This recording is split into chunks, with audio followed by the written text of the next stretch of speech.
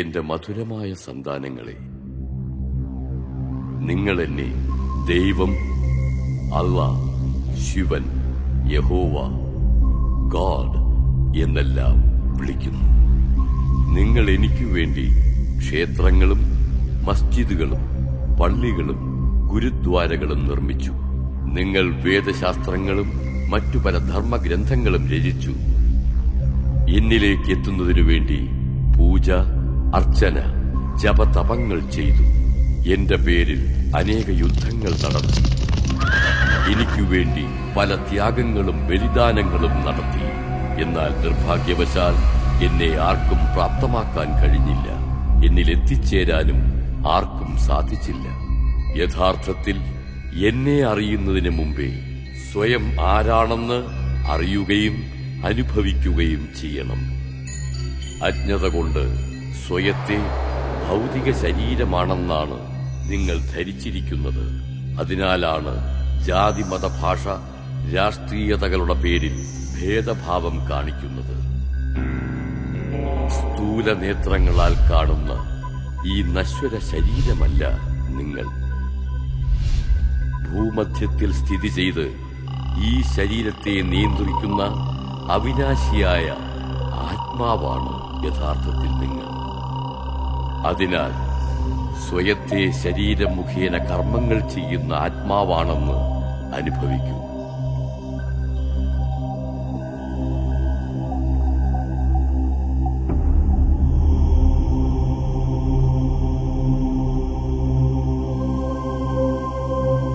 ഇപ്പോൾ ഒരല്പസമയത്തേക്ക് ബാഹ്യകാര്യങ്ങളിൽ നിന്നും വായുമണ്ഡലത്തിൽ നിന്നും സ്വയത്തെ വേർപെടുത്തു.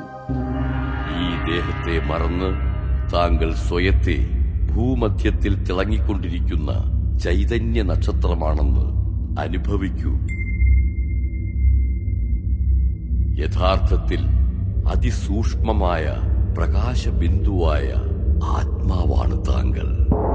ഇപ്പോൾ നിങ്ങൾ ആത്മീയമായ ഒരു യാത്ര ആരംഭിക്കുകയാണ്.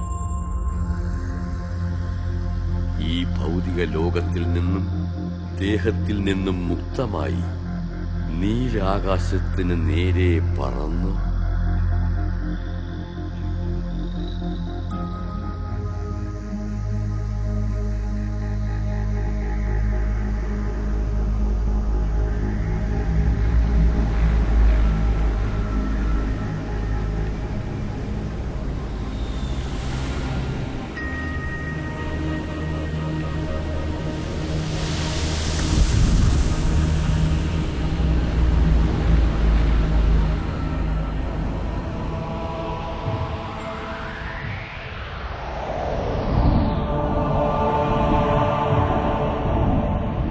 സൂര്യചന്ദ്ര നക്ഷത്രങ്ങൾക്കപ്പുറത്ത് ഒരു സുവർണ പ്രകാശമയമായ ലോകത്തിൽ ഇപ്പോൾ നിങ്ങൾ എത്തിയിരിക്കുകയാണ്.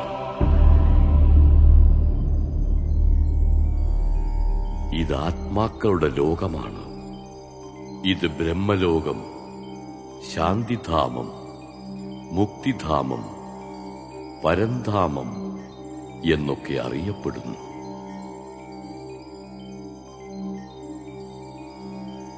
ഞാൻ ആത്മാക്കളായ നിങ്ങളുടെയെല്ലാം പിതാവായ പരമപിത പരമാത്മാവായ ശിവനാണ്. ആത്മാക്കളായ നിങ്ങളെപ്പോലെ ഞാനും അതിസൂക്ഷ്മമായ ജ്യോതിർബിന്ദുവാണെങ്കിലും ജ്ഞാനത്തിലും ഗുണങ്ങളിലും സാഗര സമാനമാണ്. സർവശക്തിമാനായ ഞാൻ ജനനമരണ ചക്രത്തിന് അതീതനായത് കാരണം സദാ പാവനമാണ്. ആത്മാക്കളായ നിങ്ങളെല്ലാവരും എന്റെ പ്രിയ സന്താനങ്ങളാണ്. അനാദിയിൽ ആത്മാക്കളായ നിങ്ങളും എന്നോടൊപ്പം പരംധാമത്തിലാണ് വസിച്ചിരുന്നത്. നിങ്ങൾ ജന്മത്തിന്റെയും കർമ്മത്തിന്റെയും അനശ്വരമായ ഭാഗം അഭിനയിക്കുന്നതിനായി ഈ സൃഷ്ടി നാടക സദസ്സിൽ അവതരിച്ചു. അനാദി അവിനാശിയായ ഈ നാടകത്തിന് സത്യയുഗം, ത്രേതായുഗം, ദ്വാപരയുഗം, കലിയുഗം എന്നീ 4 ഭാഗങ്ങളുണ്ട്. ഓരോ യുഗത്തിന്റെയും കാലാവധി തുല്യവും 1250 വർഷം വീതവുമാണ്. ഒരു കൽപ്പത്തിന്റെ മുഴുവൻ കാലാവധി 5000 വർഷമാണ്. ഓരോ 5000 വർഷത്തിലും ഈ സൃഷ്ടിചക്രം അതേപടി പുനരാവർത്തിക്കുന്നു. കൽപ്പത്തിന്റെ ആരംഭകാലത്ത് എല്ലാ ജീവജാലങ്ങളും പ്രകൃതിയുടെ പഞ്ചഭൂതങ്ങളും പാവനമായിരുന്നു. ആ സമയത്ത് ഈ ലോകം സുഖശാന്തിമയവും പരിപൂർണ ആനന്ദപ്രദവുമായിരുന്നു.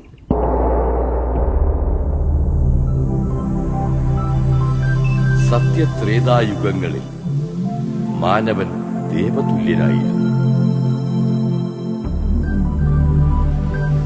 ഈ 2500 വർഷങ്ങളുടെ കാലഘട്ടമാണ് സ്വർഗം, വൈകുണ്ഠം, ബഹിസ്ത്, ജന്നത്ത്, പാരഡൈസ് എന്നിങ്ങനെ വർണ്ണിക്കപ്പെട്ടിരിക്കുന്നത്.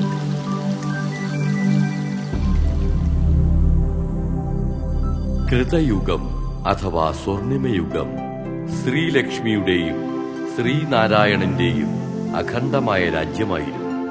അതിനുശേഷം ത്രേതായുഗം അഥവാ രജതയുഗത്തിൽ ശ്രീ സീതയും ശ്രീരാമനും രാജ്യം ഭരിച്ചു.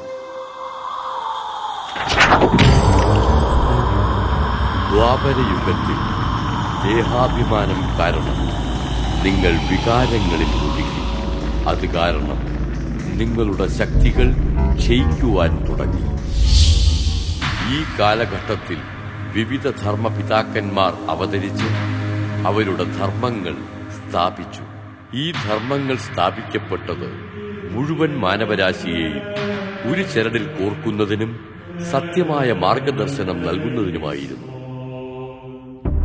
എന്നാൽ ഇപ്പോൾ ഈ കലിയുഗം അഥവാ കലഹയുഗത്തിൽ മാനവ മനസ്സുകളിൽ 5 വികാരങ്ങളും സീമാതീതമായി. പ്രകൃതിയുടെ പഞ്ചഭൂതങ്ങളും ദുഷിച്ചു. നിങ്ങൾക്ക് ശാന്തിയും സന്തോഷവും നഷ്ടപ്പെട്ടു. രക്ഷയ്ക്കായി നിങ്ങൾ എന്നെ വിളിക്കാൻ തുടങ്ങി. യദാ യദാ ഹി ധർമ്മസ്യ ഗ്ലാനിർഭവതി ഭാരത അഭ്യുത്ഥാനമധർമ്മസ്യ തദാത്മാനം സൃജാമ്യഹം പരിത്രാണായ സാധൂനാം വിനാശായ ച ദുഷ്കൃതാം ധർമ്മസംസ്ഥാപനാർത്ഥായ സംഭവാമി യുഗേ യുഗേ.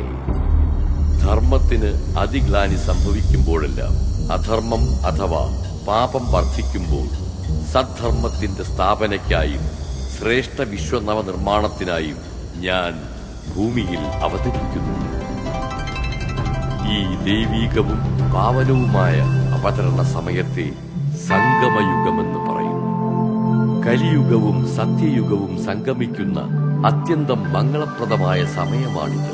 ശ്രീമദ് ഭഗവത്ഗീതയിൽ വർണ്ണിച്ച ഈ മഹാവാക്യങ്ങൾക്കനുസരിച്ച് ഭാരതത്തിൽ ഞാൻ അവതരിച്ചിരിക്കുന്നു.